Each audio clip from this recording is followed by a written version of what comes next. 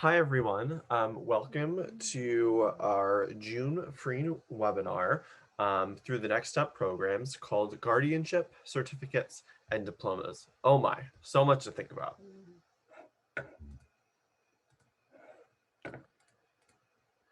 So we're here today to talk about transition, the transition to life after high school.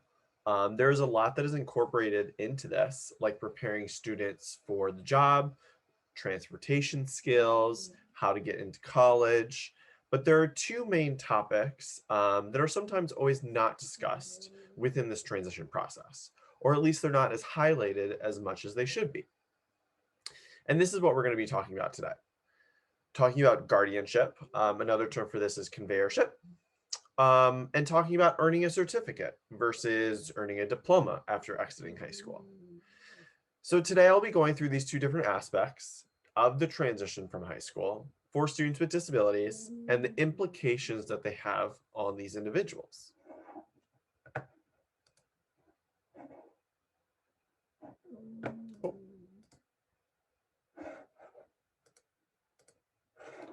So, guardianship.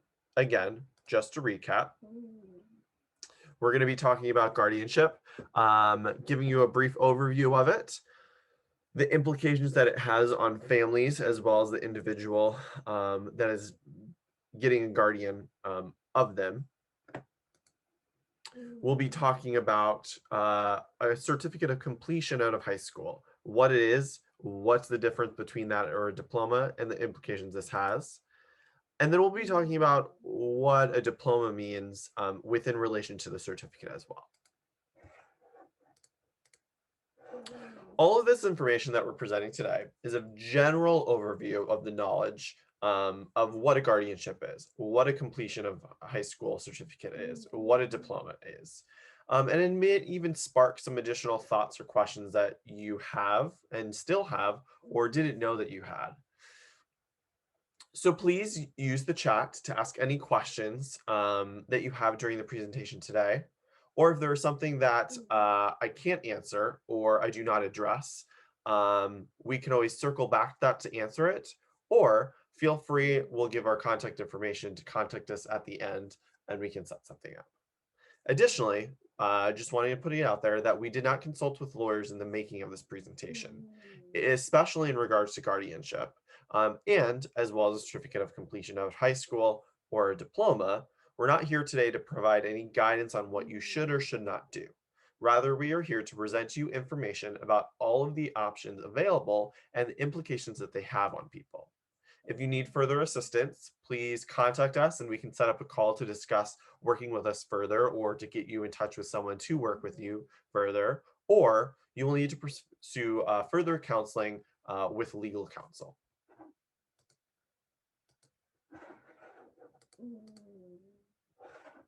So starting off with guardianship. So when an individual turns 18, they are legal adults and they have to make decisions about their own lives to be independent, such as the medical treatment, setting up their own doctor's appointments, the finances in their life, setting up bank accounts and handling deposits and withdrawals. And these are just two examples. We all know that once we turn 18, there's a plethora of things that we're responsible of doing on our own. Now, that doesn't mean that we only have to do it solely on our own. We can consult with other people. I know I consult with my parents all the time on how to do our taxes and whatnot. But you have the power. You have the rights as a legal adult to make whatever decisions you want. So to make these decisions, though, an individual needs to have the ability to be able to make those decisions. If they don't have the ability to make their own decisions about their life, there could be a lot of safety concerns and a person could be at risk. And therefore, guardianship might be an option for them.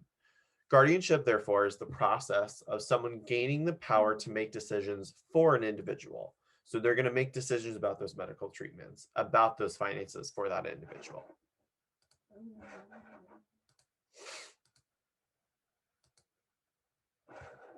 There are several different types of guardianship. I'm going to focus on just two that are the most common. So the first one is guardian of the person. Gonna click through these. So guardian of a person refers to what previously I just mentioned, making decisions about a person's life in terms of their health, their finances, possible living arrangements.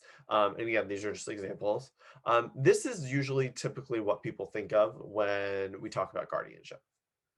With this type of guardianship, the person who is the guardian has the same authority over a person with a disability as if a parent as if they were a parent, sorry, excuse me, as if they were a parent of a minor child under the age of 18. So if you can just imagine that, a parent who has kind of that authority and that power to make those decisions over their child, a guardian of someone who is over the age of 18 who has a disability would have that same power. So when guardianship is granted, updates and reports need to be given to the court. There are specific things that need to be followed to keep track to make sure that things are going appropriately for that individual and the individual is not being put at harm. There are also some exceptions to some of the guardianships, and this is all pending on states. Actually, all of the stuff that I'll be talking about today is usually pending on certain state laws. So if you ever have certain questions and kind of specific things in relation to where you live, that's probably the best place to go. But for example, guardianship might not approve certain surgical procedures or other aspects of an individual's health without court approval because it could put them at more harm. All in all, though, with all of this, the main goal of guardianship should always be to restore the power back to the individual of making their own decisions, having their own autonomy, and being independent.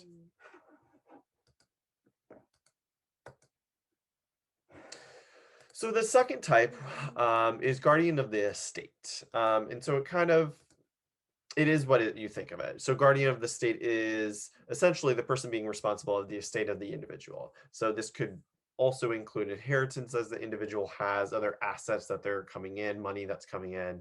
So just like a guardian of a person, reports need to be made. The court oversees a lot of this, and there's kind of checks and balances. Again, check with each state because it is kind of very dependent. But it's important to know because when you're going through the process of guardianship, there are different levels that you can kind of pick from, and like the decisions that the individual might not be able to make on their own. Where do you fit into that guardianship, or where does that person fit in wanting to be that guardian? So let's talk a little bit about the process of becoming a guardian. So I'm going to click through these. The courts usually always want the family to take this role. However, other people can assume this role too, such as distant family members, friends, and then as more of a last resort, a court-appointed guardian. The process of obtaining guardianship can be very costly and complicated. A person needs to file a petition to the court. There needs to be a medical examination of the individual. And all this needs to occur to establish that the individual is incapable of making decisions about their own lives in a safe manner. The judge overall wants to determine if the person is a good fit to be independent, to make decisions on their own behalf. And again, this can be very idiosyncratic across states, but across people. The capacity to make decisions can be very different from you versus for me. For one person with a disability versus another, it's never the same. Maybe someone just doesn't have the ability to make decisions in regards to their health and finances, and so that's the only decisions that the guardian needs to make. So again, it can be very specific for the person, which can make it very complicated. But there needs to be clear evidence that this person is unable to manage their own lives in those certain domains and capacity. And again, this can vary state to state, and I'll keep saying that. But it is kind of a lengthy process because it is very serious. You're taking away someone's rights legally. So a little overview of guardianship so far. Guardianship can be a very valuable tool in protecting people with disabilities in regards to them being safe, especially if they're at risk and if they can't care for themselves. So this is a great option. The guardian takes the responsibility as if they were a parent to a minor, And then there are several different types of guardianship as well, person or estate. Now, with all of this, I want to go into some of the benefits of guardianship, some of the limitations, and then lastly, maybe talking about some alternatives to see if this is really the first route to go down or are there other options. So, benefits to guardianship.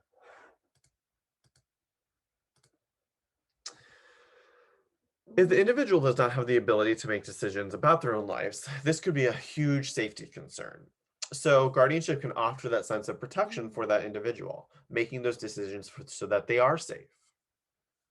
Having a guardian, or being a guardian rather, in these cases where we're protecting the individual because they can't make those decisions, it can also make it easier to get things done, such as medical treatment, and you're able to talk right to the doctor. So again, back to the analogy that being a guardian is like being a parent to a minor, because you have the same authority. Parents are able to make doctor's appointments for their kids. They're able to ask for their medical records, in school records, all of that stuff. Once you turn 18, parents lose that ability, because the legal adult has access if they should be providing the information to everybody or not. Now, if there is a guardian for that person over the age of 18, they have all that power back.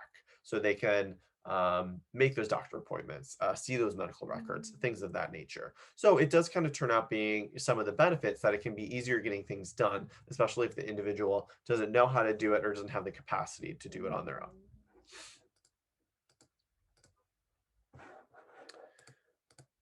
Some limitations. All in all, it takes away a person's rights. It takes away their autonomy, their independence. You're depriving someone of their rights as they turn 18. Um, and that can be a very scary thing to do.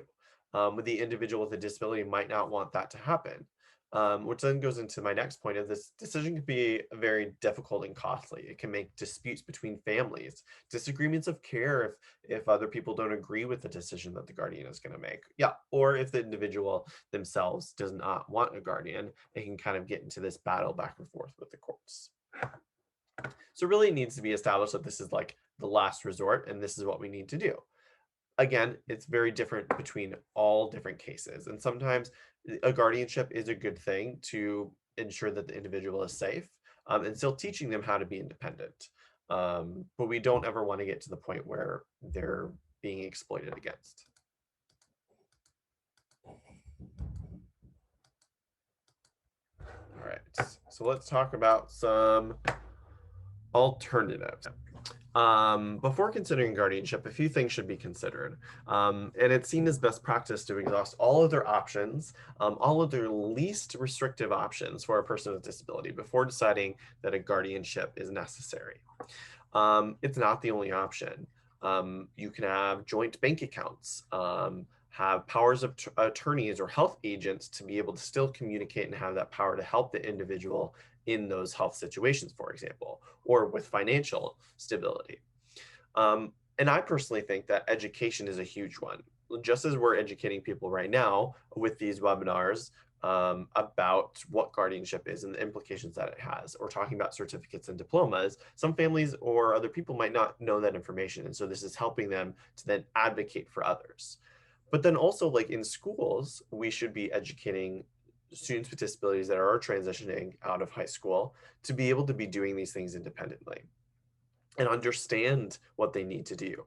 A lot of the times in my professional career, I've seen guardianships happen because the individual just isn't capable of handling a lot of these health like concerns that they have or financial and whatnot. And so it's really the only option.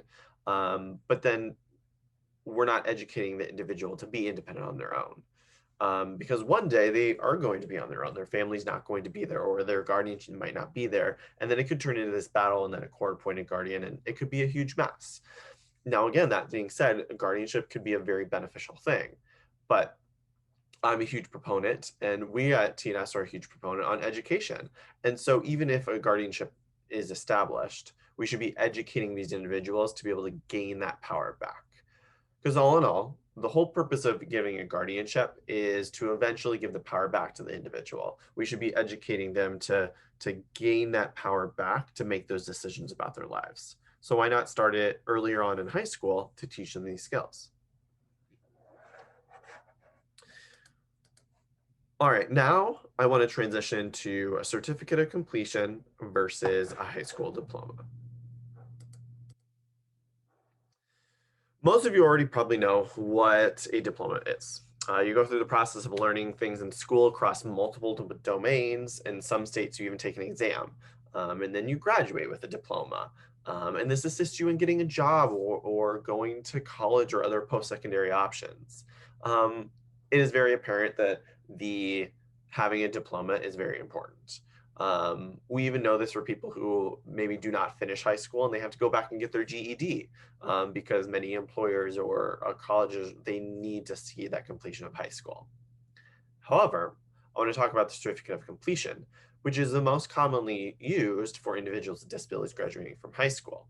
I'm going to go over a quick brief overview of what a certificate of completion is, and then talk about those implications versus if they were to get a diploma.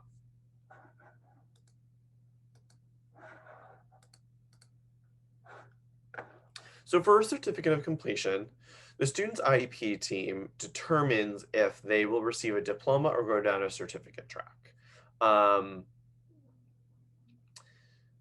Especially for students with severe or multiple disabilities, it helps them maybe forego some typical academic requirements that they need to be able to get a high school diploma. So in some cases, there are lots of benefits to it, because it kind of jumps people over maybe some of those typical, like I was saying, typical academic requirements or expectations, because maybe a job is the path that they're going down and they don't need to learn those other things.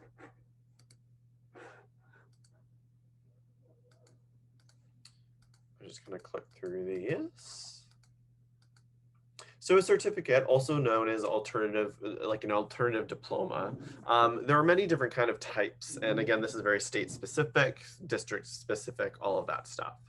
But some examples are an IEP diploma, a vocational diploma, a modified diploma, and a skill certificate, things of that nature. Again, it can be very state specific. It's also important to note, though, that per state, a certificate of completion does not mean that the individual's entitlement to special education services within the school district is finished. So they can still receive services until they age out, which could be at 22 in some states or 26 in other states. Only a regular high school diploma, or reaching that completion age, will stop those services. So again, maybe another benefit. Someone turns 18 and they're ready to kind of stop going to high school, but there are still services they can get until they're 26. Certificate of completion might be a good option.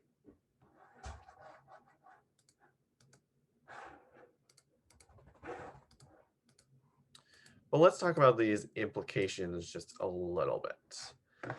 So not receiving a diploma can make an individual with a disability fall short of maybe some of the things that they need in gaining employment or obtaining other post-secondary educational opportunities. And if the family is not aware of these implications, it can gravely impact a student's life, because they're setting students up for maybe lower expectations going through high school. Like I was saying before, not having to meet some of those academic milestones per se. Also, lots of post-secondary establishments, employment institutions, they don't understand what these alternative diplomas are. They don't accept them. So it will affect this person in the eligibility of obtaining a job or going to college, which really should be the main priority of them going through high school and graduating. It also affects a person not being able to enlist in the US military. Now, however, caveats to not the military, but the colleges one, is that there are some community colleges that do accept alternative diplomas, or certificates, as we are calling them.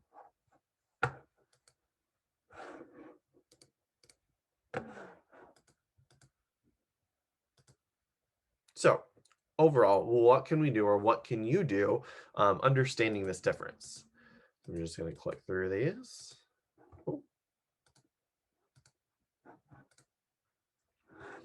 It's critical that we prepare students for the world of career and college readiness. And then within IDEA, it's mandated that effective transition services are to promote a successful transition to post-secondary school, employment, or educational aspects or needs for this individual.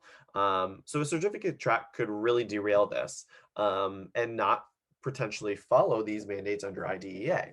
So families, by understanding this information, can really advocate within the IEP.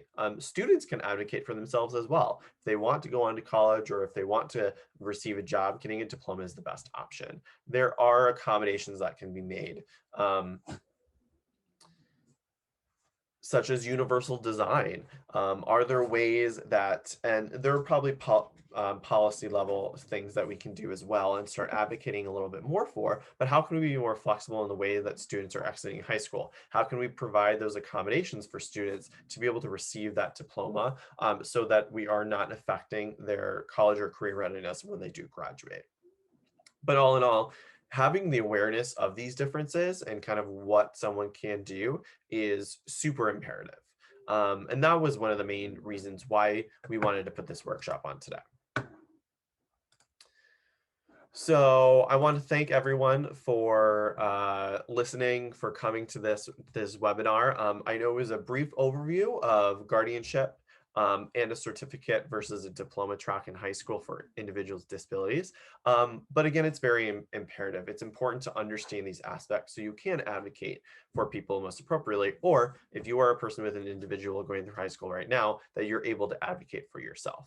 And I think this is one of the biggest things is versus guardianship or certificate or what have you, is we need to educate more within high school, within these programs, to teach individuals the rights that they possess and how to enact them, how to get what they want out of life. High school is just a small part of life, but if we don't do it correctly, it really can affect someone once they graduate, such as getting a job or going to college or being able to make decisions on their own of where they want to live. So in high school, let's prepare students with disabilities a little bit more to be self-advocates. Maybe us as professionals, as family members, we need to do things for them, set up doctor's appointments, set up those accommodations they need for a test. But can we teach those individuals themselves to do that on their own? Thank you again for coming and for watching. I'm going to be putting up my contact information. So if you want to get in touch with us as an organization, we do these free webinars every month, and we're going to be sending out another 6-month schedule next month about the programs we're going to be offering. We also do consultations with schools and businesses to set up lengthier workshops, more in-depth talks about some of these topics, like certificate and diploma, for example. Could talk about it for hours, but just wanted to kind of put a small bite-sized piece of information together for everyone. So thank you so much. And if you have any questions, please reach out.